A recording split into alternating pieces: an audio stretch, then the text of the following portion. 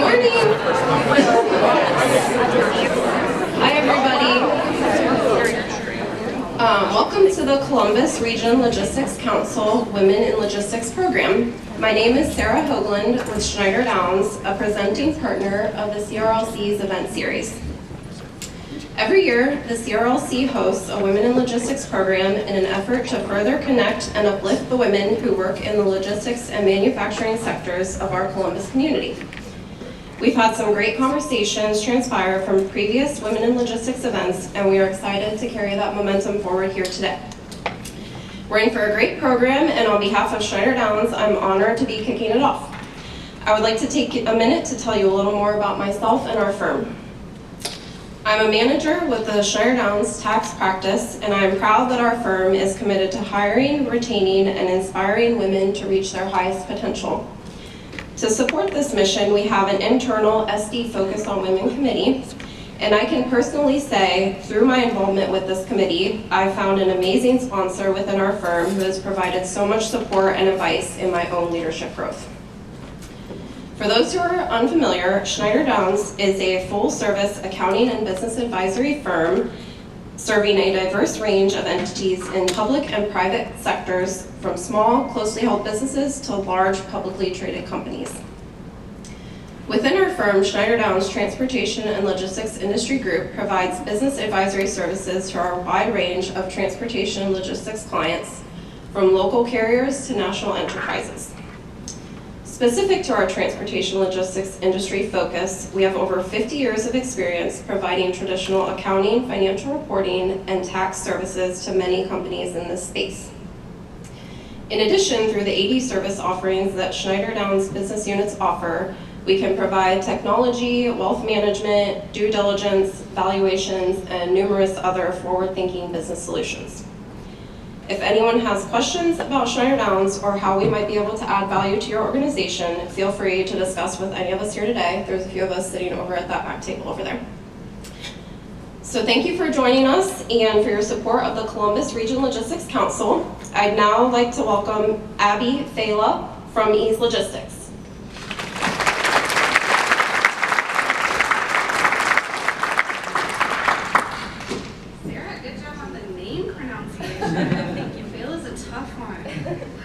I'm Abby Fela from Ease Logistics. I'm our Director of Strategy and Innovation. So excited to be here with you guys today, and I mean it when I say I'm excited. I'm never at meetings before 9 a.m. My team can attest to this, so this is a good morning. I feel like I'm excited to be here. For our event today, we're going to focus on conversations about how to reach a sustainable future and the various ways all of our organizations can approach this goal. The discussions are going to include talks from innovative leaders, sharing what's currently being done and how all of our organizations can take steps to get involved in that effort.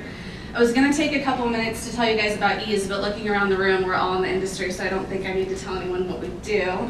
But I did want to share with you a little bit about what we're doing in sustainability.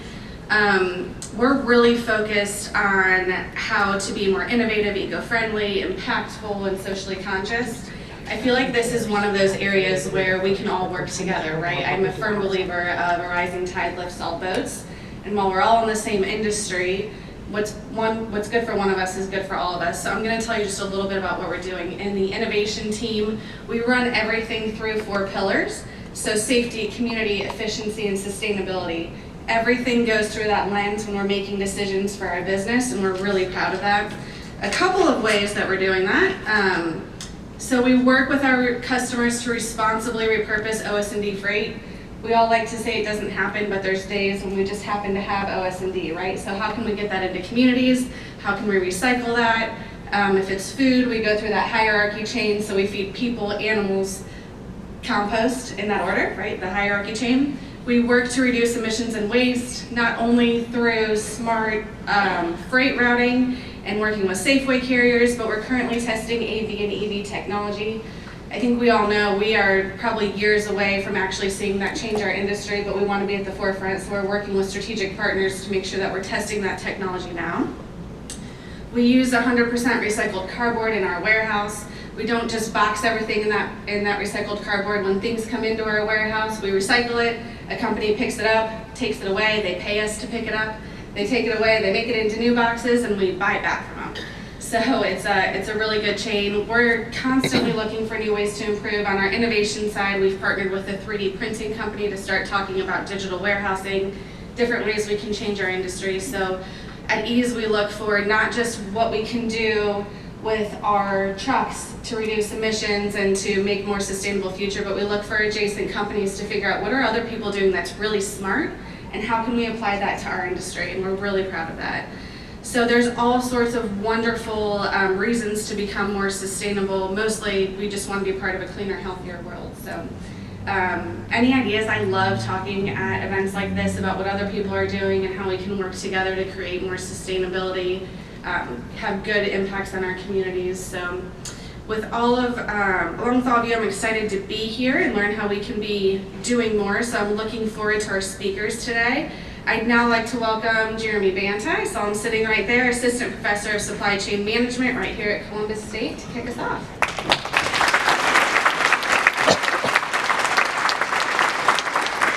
Thank you, Abby. I should have done what she did and wore a t-shirt. It would have been a lot more comfortable. So I'm full-time faculty here at Columbus State. I'm the chair of the Columbus Regional Logistics Council Committee. So I'm happy to welcome you here. Welcome to Columbus State. Welcome to Mitchell Hall. Isn't this awesome? Those of you on that side, please pay attention. I know the view is amazing, but the activity's over here. So, so my students are the recipient of the Women in Logistics Scholarship. So every year we give a $1,000 scholarship to one deserving woman in logistics that's studying supply chain or logistics engineering technology. So what does a $1,000 scholarship do? Well, cost per credit hour at Columbus State is $167.93. So $1,000 pays for 2 classes. A past recipient of the scholarship was a working mom. She saved up on the side, and when she had enough to take a class, she would take a class. She's been my student the entire 6 years I've been here as she's working her way through the program. And when we awarded her the scholarship, she's like, that's great, I can take 2 classes this semester and get out of here sooner. So while I'd like to keep her around, she's an awesome student, we need to get her out and in a better position. So please pick up a card if you didn't already, and make sure you give us a donation, even if it's a small one. And now, while I would like to go on and on about the supply chain program here, my time is limited. So what I would like to do is introduce the president of Columbus State Community College, Dr. David Harrison.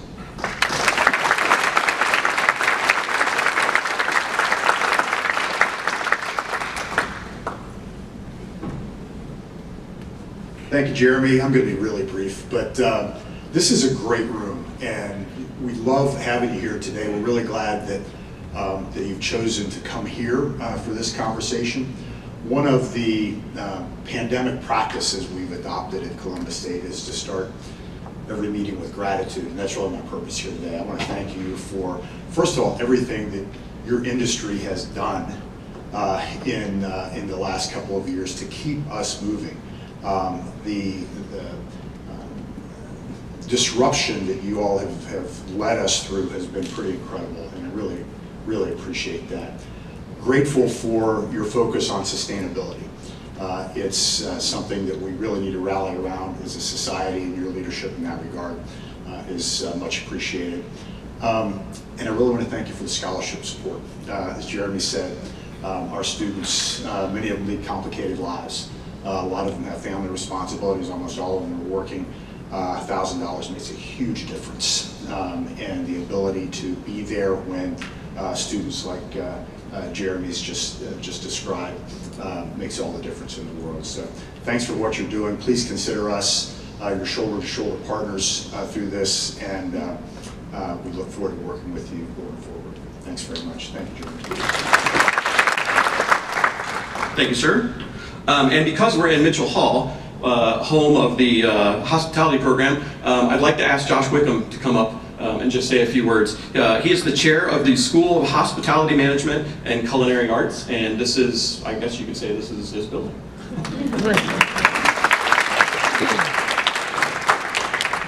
Excellent. Thank you for being here. Welcome to Mitchell Hall, the home of hospitality, both in program and in spirit. We are really excited to have you here. Dr. Harrison finished on partnership, and that's where I would really like to kind of pick up. This whole project is the result of partnership. This is one of Columbus State's largest public-private partnership projects that we've embarked on to date. It is quite small in comparison to what's coming down the road, so, but it's a great example. So a little bit about this space. This is 80,000 square feet of culinary and hospitality wonderland. We have almost 1,000 pilot lights in this building. We have a full-service fine dining restaurant that seats over 90 people with another 45 on the patio. D5 liquor license, cocktails, beer, wine, cocktails. Love to have you some night. And then we also have Blend Cafe and Bakery, which is full-service bakery cafe. Everything's scratch-made, all the coffee is handmade. But the whole reason we have that is for our students. So both of those retail outlets are used for experiential learning opportunities for all of our hospitality students, our nutrition and dietetic students, and our culinary arts students. So I would encourage you, if you have a break or if you've got a few minutes, take the elevator up to the 3rd floor, just kind of walk down those aisles and check in some of those classrooms and really look at what's possible through good partnership, clear lines of communication, and great expectations. So welcome, enjoy your time here, and grab a cup of coffee if you're so inclined on your way out. All right, thank you.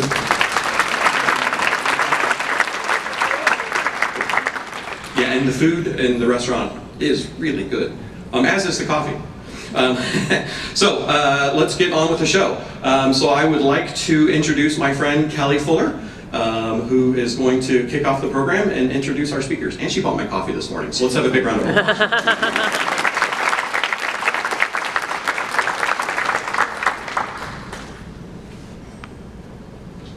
Hi, good morning, everyone. It's my pleasure this morning to not only welcome you to the event, but to introduce our speakers. I'd like to introduce you to our first presenter today, Rachel Ellenberger. Rachel joined the Clean Fuels Ohio team in 2019 as the Business Development and Communications major. She has since moved to Development Director, where she oversees the organization's membership program and works to secure and retain funding for the group's various programs and projects dedicated to reducing the carbon intensity of Ohio's transportation industry. Originally from Northeast Ohio, Rachel moved to Columbus for undergrad at The Ohio State University and has maintained a white-knuckle grip on the city ever since, refusing to leave after she saved up for an apartment in the city. She has a BA in political science with a specialization in international relations, which contributes to her ability to quickly learn about and understand large, complex issues with widespread implications. While Rachel was in school, she worked as a part-time certified pharmacy technician and developed an interest in public health. Marrying, I was gonna say congratulations, but that's not where we're going here. Marrying that with her love of mission-driven work and continued learning made Clean Fuels Ohio a perfect fit. Please join me in welcoming Rachel to the stage.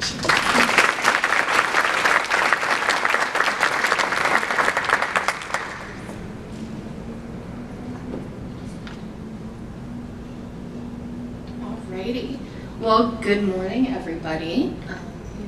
Slide here. Before I get started, I just would like to extend a thank you to the Columbus Region Logistics Council. I am honored to be here. Clean Fuels Ohio is honored to be here with such an impressive lineup of speakers today.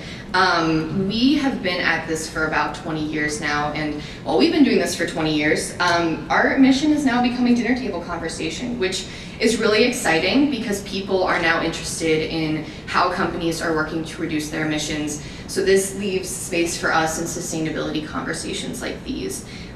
So I'm here to discuss today a little bit about sustainability and what it means for fleets. As Kelly said, my name is Rachel Ellenberger. I am the Development Director for Clean Fuels Ohio. A little bit about my agenda today.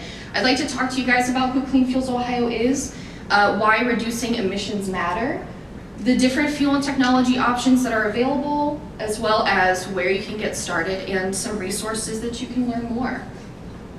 So first, to get started, who is Clean Fuels Ohio? Well, first and foremost, we are a U.S. Department of Energy designated Clean Cities Coalition. For those of you unfamiliar with the Clean Cities Coalitions, we are a group of organizations throughout the country that are dedicated to reducing emissions in transportation specifically. Clean Fuels Ohio is unique in that we cover the entire state. Most states have more than one. We are also the largest. We have about 20 staff members. And we are also a 501c3, so we're really nimble in what we're able to get done and how we're able to achieve our mission. And so we're able to achieve our mission through a couple of ways. First and foremost, our grassroots community engagement. We also perform consulting and technical services. We provide education and outreach, and state, local, and federal advocacy.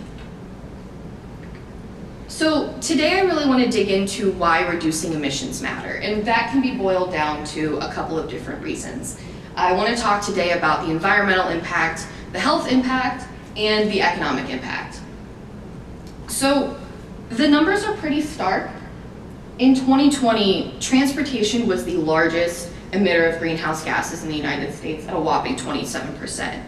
And Ohio was third in greenhouse gas emissions in 2019 and 2020 alone. In 2019, we were also seventh in just carbon dioxide emissions. So we know that these emissions lead to some pretty heavy environmental implications, including sea levels rising very drastically. We know that there's a loss of biodiversity, not just in rainforests, but also in our own backyard. North America has seen a 33% decline in biodiversity. And something that we're a little bit too familiar with at this point, heat waves are now becoming more common. They are longer and they're hotter. This also has a health impact. Ohio has the 5th largest interstate system, which means that more of our community is exposed to transportation-related emissions. Increased exposure to transportation-related emissions means that there are more cases of asthma, more cases of reduced lung capacity, and this leaves folks susceptible to upper respiratory illnesses. The Harvard Center for Climate, Health, and Global Environment released a study relating transportation-related emissions to thousands of premature deaths and billions of dollars in increased health damages. There's an economic piece to this as well. We've all been subject to the volatility of fuel prices over the past couple of weeks. Diesel prices are at an all-time high in decades, and we know that as diesel prices increase, the ROI and TCO arguments for investment in alternative fuels gets even stronger. We also know that investing in domestically produced renewable energy increases our energy security. Investing in alternative fuels also produces an economic opportunity for Ohio. Ohio is a really strong auto manufacturing state. We already have the infrastructure to produce vehicles. We can turn that into increased manufacturing for EV production. Increasing our biodiesel and ethanol use also supports Ohio corn and soybean farmers. Ohio is now on the map for hydrogen thanks to Hyperion Motors investing in Columbus, and thanks to some of our partners like Startup, who have been staunch advocates for hydrogen adoption in Northeast Ohio for years. Ohio is also a really heavy natural gas user, and because of our dairies and landfills, this paves the way for us to use renewable natural gas, which is currently the only carbon negative fuel. The important thing to note, though, is that these factors do not operate in a bubble. These are all related. As medical costs are increasing, as energy costs are increasing, and as unstable housing costs are increasing, families are going to have less disposable income to spend on products and services. So the cost does not just show up on the bottom of your balance sheet today. The good news is, though, that there are cost-effective solutions that are available to implement today. These are available for immediate emissions reductions, and fuel and technology diversity is here to stay. Clean Fuels Ohio is a fuel and technology inclusive organization, which means that we see the benefit and actively advocate for all alternative fuel adoption. Sustainability does not just mean what's best for the environment, but it also means what's best for your business operations. Those things don't need to be mutually exclusive. What works for one operating budget might not work for another as far as alternative fuel implementation goes, and what makes sense for one vehicle class might not make sense for another. But we, as Clean Fuels Ohio, we take all of that into account when we are creating sustainability programs for fleets. A couple of examples that I want to discuss just to show the full suite of fuel and technology options that are available today. 3 billion gallons of diesel are wasted on idling. And not only does idling cause wasted fuel, but it actually causes increased levels of pollution because the fuel is not being fully combusted. This also causes wear and tear on engines. So this is a really low-cost way to implement emissions reductions in your fleet operations currently. Biodiesel is great for heavy-duty use, for heavy-duty trucks that still have some life left in them. B20 is the most common fuel blend. It can be used in any diesel engine. It's very cost comparative, and you'll see an immediate reduction of 20% in your fleet emissions. Still the best use case for EVs is generally in light duty, just kind of given where the range and the cost and the research and development is, but incentives for heavy duty adoption of electric vehicles tend to be the most popular. As far as propane auto gas goes, that tends to be the best use case tends to be in medium duty vehicles. And then as far as natural gas goes, heavy duty vehicles are the way to go. This also paves the way for a renewable option. As I had mentioned, natural gas is currently the only carbon negative fuel. The point that I would like to make, though, is that options are available in telematics, because that information is going to be imperative when you're creating a baseline and you're setting your goals. What types of support are you looking for? What type of analysis would you like to run? What types of budget do you have available to do this kind of wide-scale or small-scale implementation?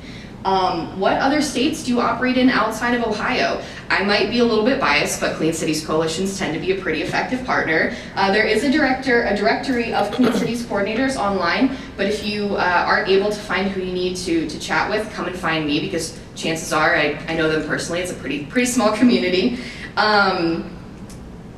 Another question to ask, what fueling infrastructure currently exists nearby your operations? This could potentially cut down on pretty significant capital investment costs. If you can capitalize on the infrastructure that already exists, that's one less thing that you need to take care of on your own.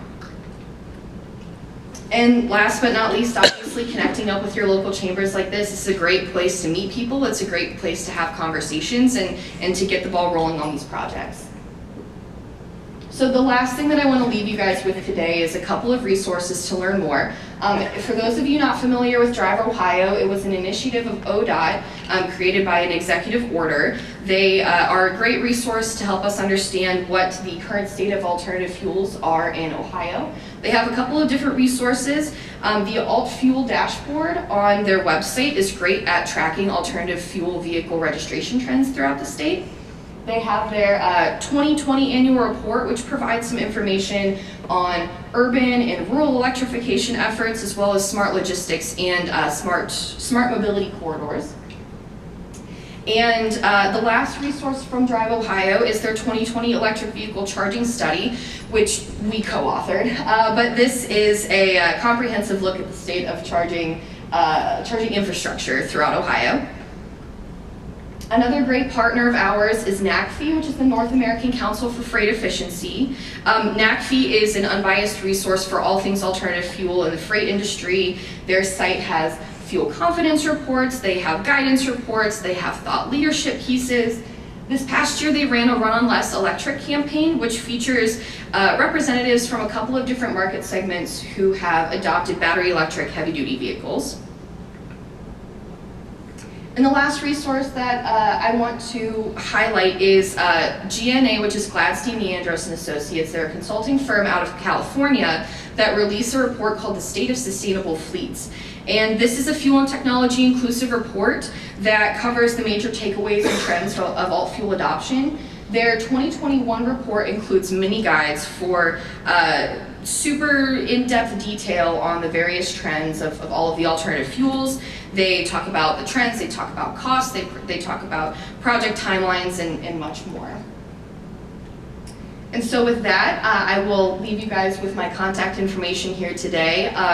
But I appreciate you guys coming out here so early and giving me your attention as I kind of nerd out about trucks up here. But if you don't get my contact information down, feel free to come find me after the programming. I'd love to introduce myself and also get to know all of you. So thank you so much.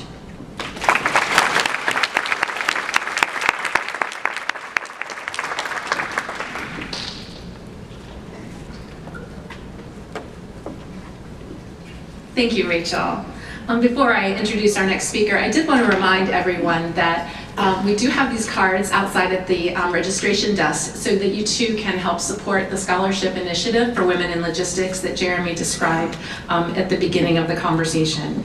Next, I'd like to introduce our next presenter is Sheila Davis. Sheila joined SWACO's Innovation and Programs team in July of 2021 with the task to help SWACO meet its 75% diversion goal by 2032.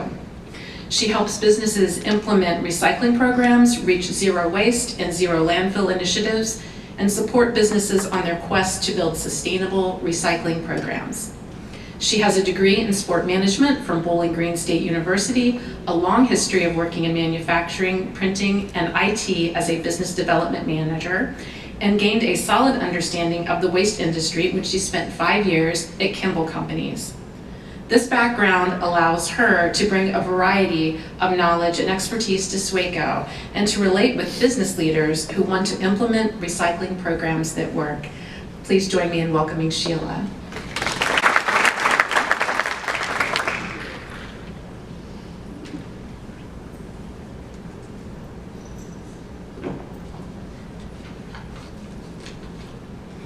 Good morning. Thank you for having me today. I appreciate the opportunity to talk to you guys about why recycling matters, and I'm going to nerd out on recycling. I can relate to what Rachel said. First, about SWACO, because many people may not realize, SWACO stands for the Solid Waste Authority of Central Ohio. And in 1989, the law was passed to create solid waste districts so that there are 88 counties in Ohio and 52 districts. And Franklin County is the SWACO district. We're also the only district that owns and operates a landfill. The Innovation and Program team at SWACO is, as was mentioned, we're tasked with the job of working with the community to divert materials from the landfill and to extend the life of the landfill. And right now the landfill has about 40 years of life left in it. So why does recycling matter? By show of hands, how many people are recycling at home? Okay, and keep your hand up if you're also recycling at work. Great, no judgment here. If you're not, that's okay, we'll work with you. I hope that today, my talk will provide you a better understanding of why recycling matters and why doing a better job matters and why starting a program at work is important and it will make a difference. And I also hope to enlighten and inspire you and provide resources that will help you with your recycling initiatives. So recently, in February, SWACO conducted a study with the help of Columbus-based EMC Research. And in this representative sample of 1,300 residents in Franklin County, we asked about their attitudes and behaviors towards reducing waste and gathered opinions on our recycling efforts. 78% of residents stated that they believe businesses should be required to offer recycling to customers and employees. And 73% of residents said that they would have a greater likelihood to shop at a business that uses environmentally friendly products and recycles or composts their waste. 80% desire to see recycling or composting started or improved at school or at their workplace. So these recent statistics really help us see that recycling matters, especially for business. So, the landfill generation, where is the material coming from? That's the question. Well, the largest contributor is the commercial sector at 59%. In the past, we used to think of materials coming to the landfill as trash, but that's not accurate because trash only makes up 24% of the materials that are coming to the landfill. So in this waste characterization study, basically we've been throwing away materials that could have been recovered through recycling or composting. And as you can see from the chart, food waste makes up the largest percentage at 15%. And we're talking about 1 million pounds of food a day coming to the landfill. Now, when I first started working there a year ago, I said, hey, there's a typo in your slide. Do you mean a day? Don't you mean a month or a year? No, that's accurate. 1 million pounds of food a day are coming to the landfill.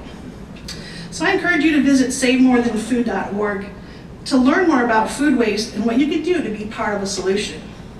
Other recyclable items that are in the landfill, cardboard at 10%, followed by compostable organics at 9% and paper at 8%. And these are all materials that should not make their way to the landfill, because we already have existing infrastructure to capture these materials and recycle them. But every day we have 500 trucks coming to the landfill daily, and inevitably there's always a commercial truck dumping a compactor with cardboard and paper. And having heard the explanation that Ease is recycling, it's probably not you guys doing that. It's probably other businesses, but it's happening. So the same landfill study also showed that the commodities that are currently in the landfill have a value of $23 million. So we really are burying money in the landfill. So the business impact is our business stats here. We know that recycling is good for the environment, but you also know that it creates a resilient economy. In Central Ohio alone, the recycling industry is supporting 372 businesses, 5,000 employees, totaling $1.3 billion in annual revenue. So as part of this circular economy, it's protecting resourcing, it's guaranteeing jobs, and it has a direct impact locally. So I like to say, if you see a tractor trailer hauling a load of logs down the road, you can clearly see it's a natural resource that's been taken for maybe making cabinetry or furniture or some other item that's made from wood. But every day in Ohio, there are natural resources being hauled in an enclosed trailer that you can't see. And these are bales of paper, aluminum, maybe plastic, and it's all traveling from the material recovery facility that's owned and operated by Rumpke, and it's taken to local processors. We just don't see or think of recycling as a natural resource, but it is. I should be able to play it. Should be. Oh, it's there's supposed to be an animated video here. There we go. Okay, so since we are fortunate to have Rumpke as our Central Ohio processor, they send 100% of materials to domestic markets, and 80% of it stays right here in Ohio. Another great example of how the local economy is that Rumpke sells paper and cardboard to Pratt Industries. They're in Wapakoneta, and Pratt Industries then takes these cardboard boxes, turns them into new cardboard boxes, and other mixed paper go on to become facial tissue toilet paper and paper towels. So in Franklin County, we have a recycling rate of 51%, which is above the national average of 34%. And we're doing a great job here locally compared to the nation, but we can do better. Do I sound like your sales manager? We can do better. We can, because SWACO has that goal of being 75% diversion of materials by 2032. And if you think about it, it's only 24% more than where we're at now. And by the way, we're only behind Minneapolis nationwide at that 51% rate. So your active participation in recycling, it will make a difference at home, at work, or both.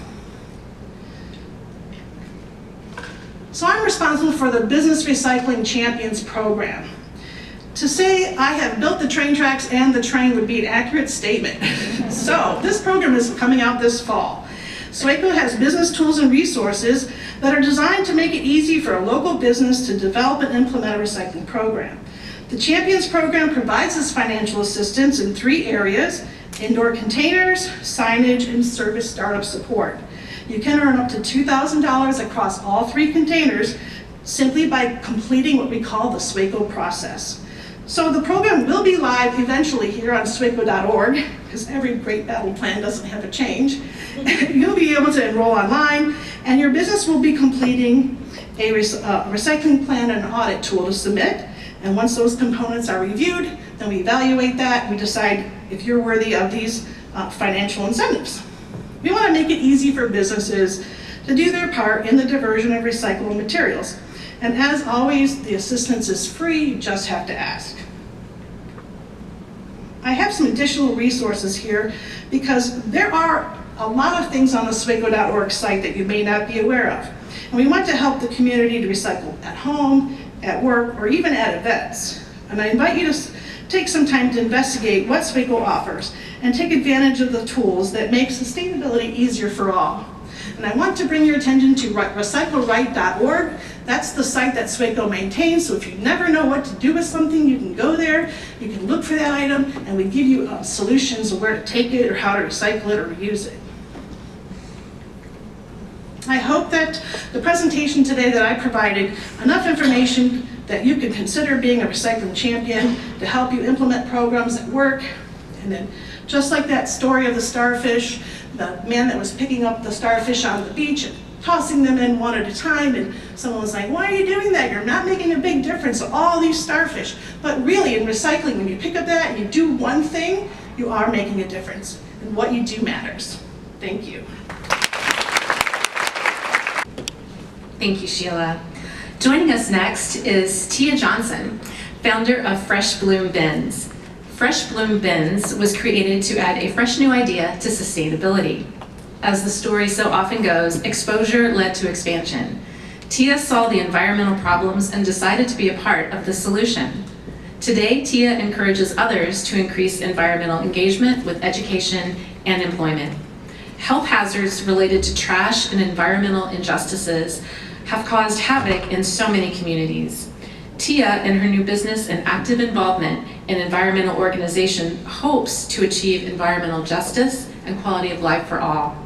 Tia is a member of the Ohio Recycling Coalition leadership team as Vice President of Community Outreach, and also a member of the Ohio Recycling Coalition's Justice, Equity, Diversion, and Inclusion Council. Please join me in welcoming Tia.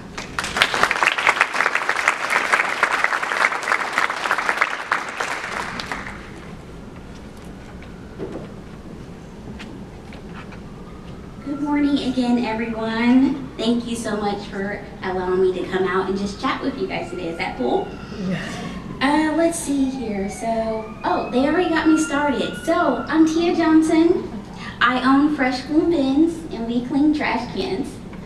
So, oftentimes people are always asking me, how do you get started in this business? So, I'll take you on the journey, okay? I have a couple cleaning trucks, so I was like, how did I get selected to talk about logistics? But I'm moving something, and this will go right on together. The mission of my company actually formulated very early on. How can we move past the conversation of dirty bins? So I'm often asked, how did I get started? One day, me and my son was talking about who was going to clean our trash cans. I take it back, we were arguing. Who was going to clean our trash cans? I said, you have to do it because I'm the parent. And all the teenage attitude, he said, don't nobody want to clean no trash can? He was right, no one wanted to do it. So, I decided to start a business cleaning trash cans. Sorry, one second. Once I started the business, I quickly realized there was actually a bigger conversation. Wasted time, wasted resources, and wasted opportunities. Let me tell you about my friend Howard. My friend Howard is serving a 10-year prison sentence here in Ohio. He recently had a vulnerable conversation with me. He shared his fear. He talked about getting out, getting a dead-end job, and making minimum wage. How he simply did not want that to be his future. Now, Howard is funny. He can sing, and he's actually a pretty hard-working guy. But what I heard him say is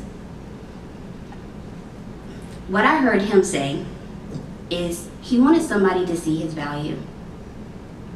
He wanted to be able to come out and be part of society. So very early on, we decided to be a second chance employer. We allow opportunities for people to come and be part of our team and not really diminish them of things that happened in their past.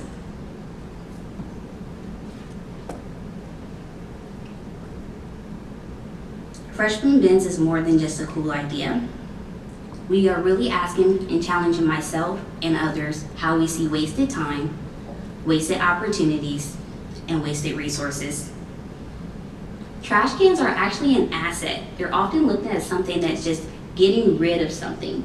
But if you don't properly manage trash bins, it diminishes your business efficiencies, operations, and bottom lines. Unkept bins are a breeding ground for bacteria, civil disorder, and a blight on the community. Together, we can create more stories on how we create sustainable solutions for Columbus. I'm gonna ask if you just kind of write this down, put it on your sticky note. If the answer is always yes, what would the question be? I'm gonna share with you a couple of my questions. Can I go into prisons and teach people how to use fresh blue bench trucks with the goal to hire them upon release? The Department of Corrections said yes. Can you help me develop a program to include more people and communities in the sustainability and circular economy conversation? Arlie Owens and the Ohio Recycling Coalition said yes. Do you think it's possible to go into schools and teach young people about environmental careers? Bob Leedy, he said yes. When customers and companies say yes to our service, it helps current and future initiatives. Some of the other things that we would like to move forward, Sheila, recycle right, get your bins wiped. This is my initiative and incentive on helping increasing recycling participation. Fashion to trashin'. I don't know about you, but bringing art and fashion together is like super dope, and we just treat things better when it's clean, right? I was talking to a former OSU student, and she even kind of elaborated on this concept. Is when they would put out the recycling bins and they were dirty, they would find that they were more likely to be contaminated with other stuff besides recyclable. Well, just kind of throwing it out there. I haven't gotten a yes to any of these ideas. You guys want to join in the fight? When we change how we see waste, we open up more possibilities and better manage our resources. Facebook recently reminded me of a memory. June 2016. I left my corporate position to explore this opportunity to become an entrepreneur. Pray for me. I made a video with a tremble in my voice. I would take a leap of faith after 10 years and leave my job. What are the odds? I had to laugh as I prepared to speak to you all today. When I left the company, I held a position as the logistics coordinator for business and government operations. I could make this up if I wanted to. What I say now is it left me with this unwavering feeling. My time was not wasted. It was preparing me and providing me the right resources to create more opportunities. My hope is that Fresh Bloom Bins is a vehicle to help empower communities and people, a means to be able to pay it forward. Thank you so much for your time.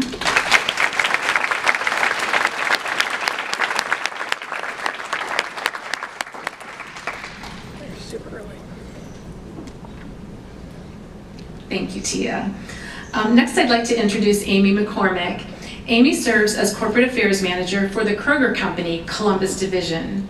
In this role, she oversees all external stakeholder engagement activities for the division's footprint, which covers 114 stores in 38 counties across central, northwest, and southeast Ohio, as well as southern Michigan and the panhandle of West Virginia. She is responsible for government relations, managing crisis communication, associate communications, sustainability initiatives, and overseeing the division's community foundation budget. She started her career with Kroger in 1990 as a courtesy clerk and has held leadership positions in store management, marketing, and human resources. Amy serves on the board of the Mid-Ohio Food Collective, Columbus and Franklin County Local Food Action Plan, and Ohio Farm Bureau Foundation. She holds a Bachelor of Arts from Ohio University. Amy resides on a farm in Fairfield County with her husband and 2 children. Welcome, Amy.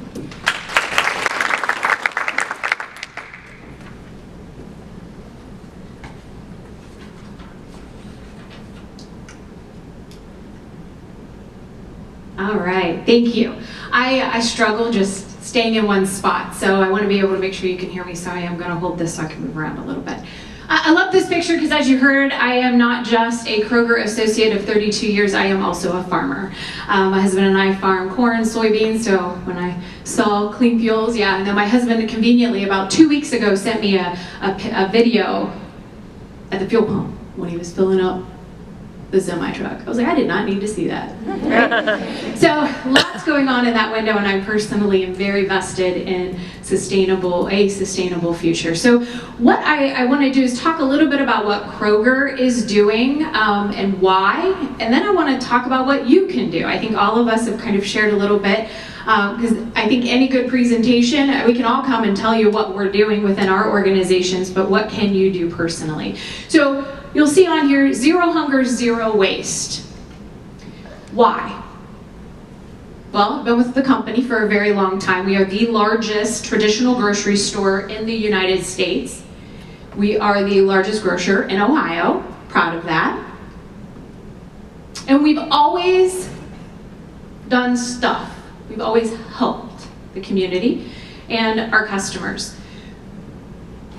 But you heard some of my fellow panelists here mention social responsibility.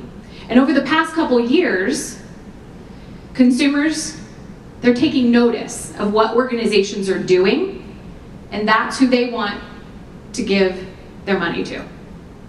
And we stepped back and looked at everything we were doing and really recognized we were doing so much. We were truly making not one true impact on any one thing.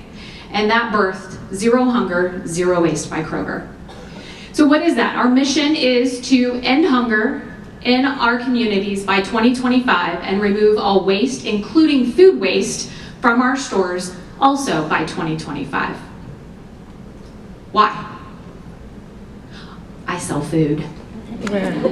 So it kind of made sense, right? And we make a lot of food, and unfortunately, for years, we were sending entirely too much of it. You saw 15% going into Swaco. Sheila doesn't want what I have.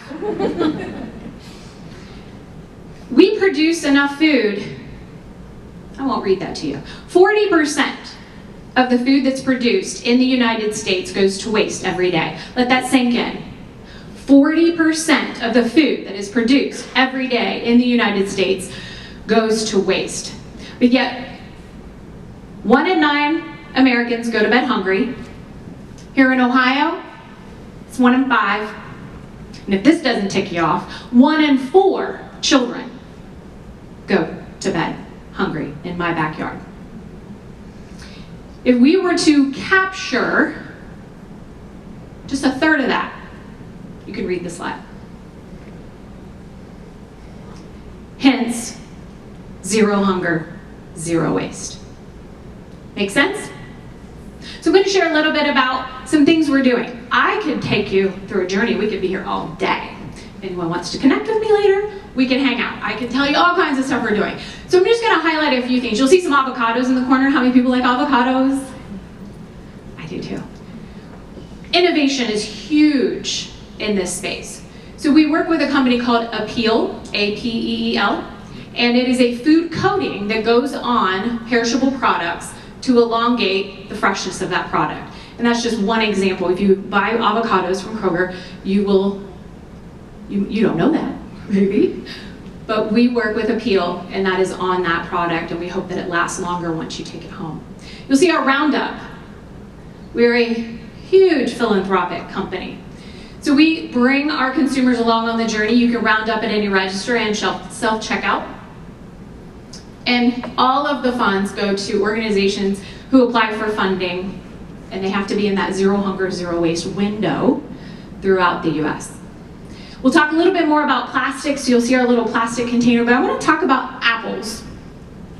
Because we have an amazing program that we started over 5 years ago called Zero Hunger, Zero Waste Food Rescue. Again, we didn't have this before, and we were sending all food waste here in Central Ohio over to my friend Sheila. Again, she doesn't want what I have. So we started a donation program working with Feeding America. If I'm in the produce department, every hour, and when you're shopping, you might hear a little ding go off. That's to identify our associates at the top of the hour. It's time for them to call their department in produce. So they're going to go through, because you as a consumer, when you walk in, you want bright, shiny, good-looking apples. Because the number one reason people choose to shop at a grocery store is based on the freshness of the produce. Second is the quality and freshness of meat and seafood, in case you care. But from those apples, if I'm an associate and I'm looking at those apples and I see an apple that has just a little bit of a blemish on it, I'm going to pull that because you as a consumer judge us on that freshness. When I pull that apple, I then am trained to make a decision. I am going to say, okay, this is really good. If I just cut this little portion out, I could eat it. So I'm going to put that in our food waste, Zero Hunger, Zero Waste food donation box. Every department participates. Every department has a box. They make that decision, they put it in. We partner with Feeding America here in 19 counties in Ohio. We work with Mid-Ohio Food Collective. Mid-Ohio Food Collective are one of their 680 agency pantries are coming into our stores every single day. That product then is on a food pantry shelf, feeding our hungry neighbors zero hunger. Now, before I do that, I have to back up. I forgot the most important part. Sorry, I don't want to give anything away. Nothing. I'm a for-profit business. Most of you are for-profit businesses. So I want to sell everything. So we have a markdown. That's where the bag comes in. The associate's first going to make that decision. That little blemish, we're going to put those in what I call the recipe-ready bag and rack. And we have customers that come in every day looking for that. Then they're going to make the donation decision. But let's say then I pull it off of the recipe-ready rack the next day, and it's still good. Now I'm putting in the donation. But then I pulling out some of them and they're getting a little mushy. So at that point, I'm going to move that product into our food waste recycling bins. How do I know how to do this? Again, we train all of our associates, but we have handy dandy posters in every single department. Very visual, takes the guesswork out. I know exactly what I am looking and being asked to do. So you'll see what I can donate. This is an example of dairy, and then you'll see deli for recycling. We work with Quest Management here in Central Ohio, and all of our food waste goes into animal feed. From animal feed, then we look to compost. Our ultimate goal is then zero waste. Now, the other snazzies, who doesn't love a good dashboard? So these are new, so this was exciting. I put them in because I'm just really excited. When I'm going to go to a store and I'm going to talk to them about sustainability, I now have a tool, they have a tool, and they can see their zero hunger, their zero waste, their total food rescue, and their total waste numbers. This also includes plastic and cardboard. Sheila, when you talked about semis showing up that are full of cardboard and plastic. And so we actually do work with Rumpke. We will come to the landfill, we'll suit up, take video, and then we go back and use that as training because we usually find things that our stores have not recycled, including cardboard and plastic in addition to food. So fun little tool at our associates. And here's where we are to date. You'll see that top number. Our goal by 2025 is to donate 3 billion meals, and we're getting pretty close. And then we'll set a new goal from there. Another cool thing I wanted to share, I went too far, is Loop. This is innovative. If you're not familiar with Loop, we're not testing it in Ohio, kind of bummed. But my friends over at Fred Meyer, Kroger is a parent company to 24 other brand names. So if you're traveling throughout the US, you may see Fred Meyer and a few others, but you'll see Kroger brand product inside the store. And Loop is a select number of products. And within this Fred Meyer store, you're going to see some end caps, some things over in frozen, because there's ice cream too. You buy that product, you take it home. It is a reusable container. You then bring the container back. Anyone familiar with cardboard or plastic and can recycling, sorry. All of our Michigan stores have recycling bins in the front. Very similar. You bring them back, you put them in the little return Loop reusables here. They take them to their facility, they clean them, they sanitize them, they refill them with Pantene, Crest, and Ben & Jerry's ice cream, and they bring it back to the store. Talk about circular. So we're testing that right now. So again, I could go on and on. There are so many fun things that we're doing in the waste window, but I do want to spend just a moment to highlight a few things that you can do as a consumer on your own. And you can do this personally and professionally. One, how many of you, or if you think about anyone manufacturing products, we manufacture a lot of products. Kroger brand, Private Selection, and Simple Truth are all Kroger brand products. So we're working with TerraCycle, And you can, pretty much majority of our flexible plastic food packaging, you can collect that in a box. You go to TerraCycle.com, you request a label, you print the label, you put it on the box, you can send it, and we will recycle all of that product, all that packaging. Then also, how many of you bring your plastic film and packaging to Kroger to recycle? Oh. Okay, so take note. It's not just single-use plastic bags, and that's the thing that I really like for people to understand. That's what most people think that our plastic customer-facing recycle bin is for, is just single-use plastic bags. I know all of you have single-use plastic bags and they are all Kroger. But if you happen to have somebody come visit you and they brought some other grocery retailer's bags to your home, you can bring those. We will take those. But we also take a lot of other things that you'll see on the slide. Dry cleaning bags. You can clean out Ziploc bags and bring those in. Recently got a new mattress. Came in a plastic bag. I made sure I pulled all that together. Toilet paper, paper towel, plastic, all of that. You can hold on to all that, throw it in your trunk, bring it in next time you come to Kroger, and we will recycle that. We work with a company called Trex Recycling, and Trex turns all of those into park benches and playground equipment. Now, I'm not gonna spend a lot of time reading this, but a lot of people don't know how to put those in the trash cannons. And how many of you, what's for dinner tonight? You go home and there's things in the refrigerator, like, I don't know what to make, but this stuff's gonna go bad in a couple days, so I wanna use it. So you pull out that chicken, that avocado, and maybe an apple. You can take a picture of those, and if you're on Twitter, isn't he cute, our little @KrogerChefBot? You tweet the @KrogerChefBot, the picture of up to 3 ingredients, and his repertoire of over 20,000 recipes. He'll pull one for you and send it back to you, and then you can make that evening with that product that you found in your refrigerator. In your offices, I looked around and it looked like many of you are recycling at home. I don't know as many based on the response, whether or not you're recycling at your work. But at our office in Westerville, Ohio for the Columbus Division, we have no trash cans at our desk. Ooh, talk about a change curve. When they took those away, I don't know how many times I get up in the evening and I look and I'm like, ooh, whoops, because I still felt like I had one there.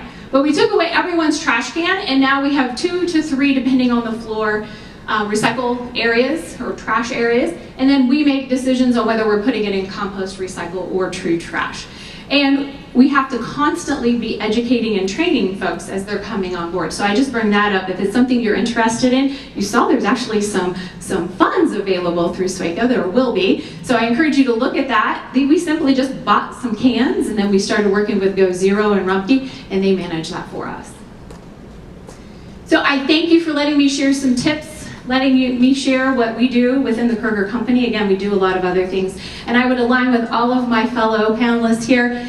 The key is we're here today to network, to get to know each other and share. And when we can share best practices, like Tia, when we all came together, Tia's a smart entrepreneur. After they brought us all together for a call, she calls me, hey, do you have a minute? I'm like, sure, I don't know Tia, right? So we get to know each other a little better, and she's like, so, I clean trash cans, you have them? Yes, I do.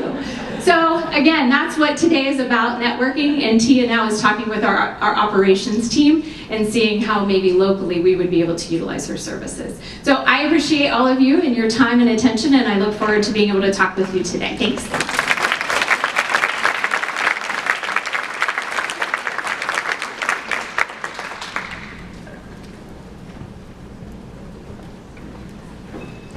It should be Zaki. Sorry. It should be Zaki. Well, thank you, everyone. What a great, all great presentations, and learned so much. Please join me now in welcoming Zaki Bashir, our manager of the Columbus Regional Logistics Council, to the stage.